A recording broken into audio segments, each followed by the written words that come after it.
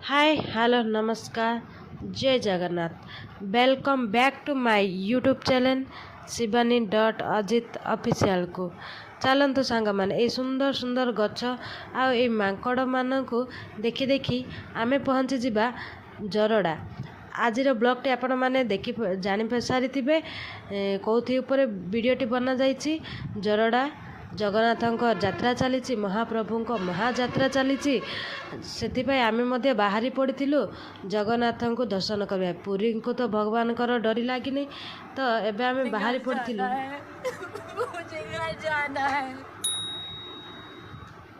जगन्नाथ मंदिर को देखु आम आसी पहुँची जाइछु जरड़ारे थिबा जगन्नाथ से पवित्र धाम देखु भक्त मानकर केते लंबा लंबा भिड़ लगी बहुत दूर मध्य लगी एठारे भोग बिक्री होची आपण माने तुलसी भगवान को लगी करने नहीं पारे नड़िया कदली दीप सहित आपण मानू मात्र 40 ରୁ 50 टंकार एठारे भोग मिल जाव आउ महाप्रभु निश्चय एठारे चना नियंतु तांको रथरे पकांतु आउ मंदिर रे मध्य पकांतु कारण एठीर परंपरा अछि जे थरे जगन्नाथ को दर्शन करने आसे चना नहीं कि निश्चय जगन्नाथ रथ उपरे और मंदिर रे पका जाए देखंतु पतित पावन बाना केमिति पवन रे उड़ी जाउची महाप्रभुंकर रथ उपरे महाप्रभु एबे रथरे नाहांती जोथिपाई भक्त मानकर आवेग बढ़ी चली जगन्नाथ को देखापी भगवान एबे पहंडी हम देखु केते केते मात्रा लोक मैंने एटी भगवान अपेक्षा रही पहंडी पंडा माने सबू साजसजार लगी जाइछंती भक्त मानकर गहली बढ़ी बढ़ी चली देखंतु केते मात्रा भक्तंकर भिड़ महाप्रभु परा से जगन्नाथ जगतर नाथ जगन्नाथ देखंतु रथ मु आपण मानक देखि दउची केते सुंदर रथ तैयारी होईची भक्त माने केमिति अपेक्षा करी रहिचंती महाप्रभुंकर महाप्रभु केते बेले आसीबे आउ भक्त माने तांकर दर्शन करी मन आनंद हेबे देखंतु केते गहली एपटे देखंतु गुंडीचा मंदिर टिके व्यूटा मु आपण देखिदेली एबे मार्केट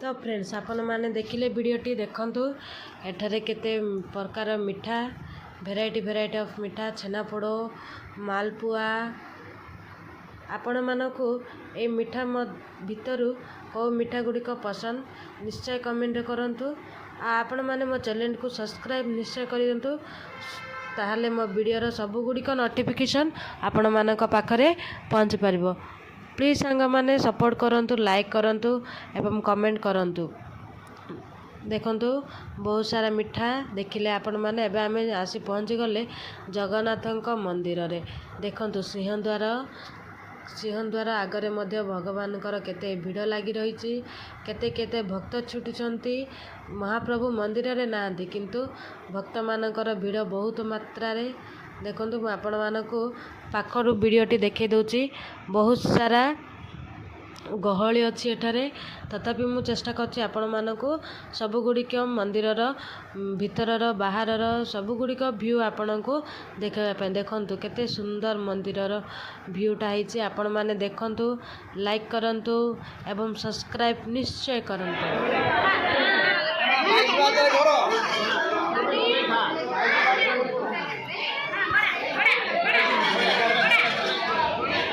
ଆପଣମାନେ ଦେଖିଲେ ଛୋଟ ଛୁଆଟିକୁ କିପରି ମନ୍ଦିରର 22 ପାହାଚ ମଧ୍ୟରେ ଗଢ଼ା ହେଉଛି।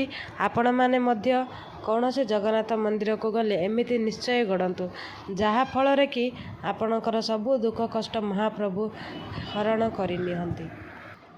ଏଠାରେ ଦେଖନ୍ତୁ ମହାପ୍ରଭୁଙ୍କର ଗରୁଡ଼ ସ୍ତମ୍ଭ, ସିଂହାସନ କିପରି ଭାବରେ ଖାଲି ହୋଇଯାଇଛି। ମହାପ୍ରଭୁ ଯାଇଛନ୍ତି ଭକ୍ତମାନଙ୍କୁ ଦର୍ଶନ ଦେବା ପାଇଁ।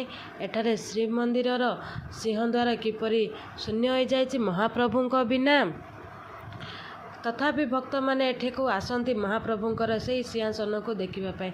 ଦେଖନ୍ତୁ ଏଠାରେ ଭଗବାନଙ୍କର ସିଂହାସନ ଆଗରେ ମଧ୍ୟ ଭଗବାନ ନାହାନ୍ତି, କିନ୍ତୁ ତାଙ୍କର ଏଠାରେ ପୂଜା ଚାଲିଛି। ମନ୍ଦିରଟି କେତେ ସୁନ୍ଦର ଅଛି। ସିଂହାସନ ଭାବନ୍ତୁ ଭଗବାନ ଏଠାରେ ବସିଥିଲେ କେତେ ସୁନ୍ଦର ଦେଖା ଯାଇଥାନ୍ତେ। ନାହାନ୍ତି, ତଥାପି ମଧ୍ୟ ମନ୍ଦିରର ପରିବେଶ ଏତେ ସୁନ୍ଦର ଆଉ ଏତେ ଶାନ୍ତପୂର୍ଣ୍ଣ। ଥରେ ଆସି ଜଗନ୍ନାଥ ମନ୍ଦିରରେ ବସିଯାଆନ୍ତୁ, ମନର ସବୁ ଦୁଃଖ କଷ୍ଟ ଦୂର ହୋଇଯିବ। ଦେଖନ୍ତୁ ଭକ୍ତମାନଙ୍କର କେତେ ଭିଡ଼। ଏଠାରେ ଗରୁଡ଼ ସ୍ତମ୍ଭ କେତେ ସୁନ୍ଦର ଭାବରେ ରହିଅଛନ୍ତି। ଭଗବାନଙ୍କୁ ଗରୁଡ଼ ଦର୍ଶନ କରୁଛନ୍ତି ହାତ ଯୋଡ଼ିକି ନତମସ୍ତକ। ଗରୁଡ଼ ଏଠାରେ କେତେ ସୁନ୍ଦର ଭାବରେ ଭଗବାନଙ୍କୁ ଦେଖନ୍ତୁ। ଦୀପ ଏଠାରେ ଜଳି ଯାଉଛି। ଭକ୍ତମାନଙ୍କର ସବୁ ଦୁଃଖ ମଧ୍ୟ ଏମିତି ହିଁ ଦୂର ହୋଇଯାଏ। ମହାପ୍ରଭୁଙ୍କ ପାଖରେ ଦୀପଟିଏ ଲଗେଇ ମୁଣ୍ଡିଆଟିଏ